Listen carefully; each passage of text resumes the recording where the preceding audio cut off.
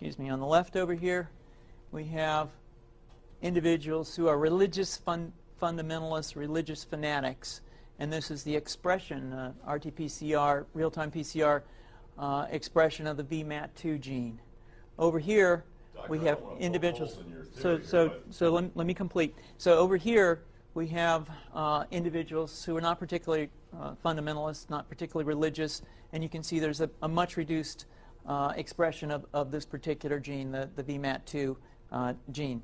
Another evidence that supports our hypothesis for the development of this approach. What you see here is by spreading this virus, we're going to eliminate individuals from donning on a bomb vest and going into a market and blowing up the market. So our hypothesis is that these are fanatical people, that they have overexpression of the VMAT2 gene, and that by vaccinating them against this, we'll eliminate this behavior.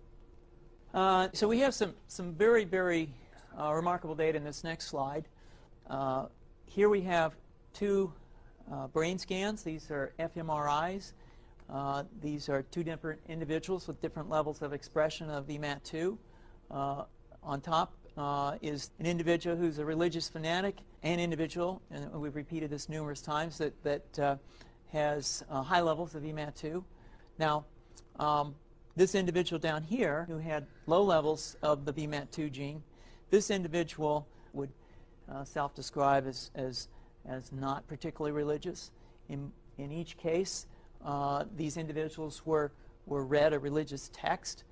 This individual lit up the right middle frontal gyrus, shown here, and that's a part of the brain that's associated with theory of mind. It's a part of the brain that has to do with intents and beliefs and desires.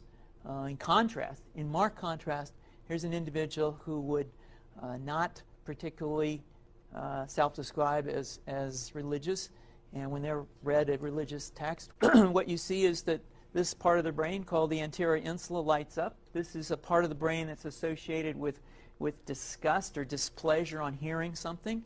So you're suggesting I take a CT scan with me when I'm evaluating people to determine whether I put a bullet in their head? So the data that I'm presenting here supports the concept that we're proposing, and I think that we would not propose to do CT scans or fMRIs on individuals out in the hinterlands of Afghanistan. The virus would immunize against this VMAT2 gene, and that would have the effect that you see here, which is it's essentially to turn a fanatic into a normal person. And we think that will have major effects in the Middle East. How would you suggest that this is going to be dispersed? The aerosol? Well, so the present plan and the tests that we've done so far have used respiratory viruses, such as flu or rhinoviruses, and we believe that that's a satisfactory way to get the exposure of the largest part of the population. Most of us, of course, have been exposed to both of those viruses, and we're quite confident that this will be a very successful approach. This is fascinating. What's the name of this proposal?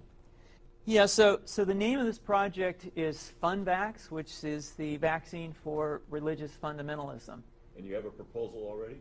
The proposal has just been submitted, and I think that the data that I have shown you today would support the development of this project, and we think it has great promise.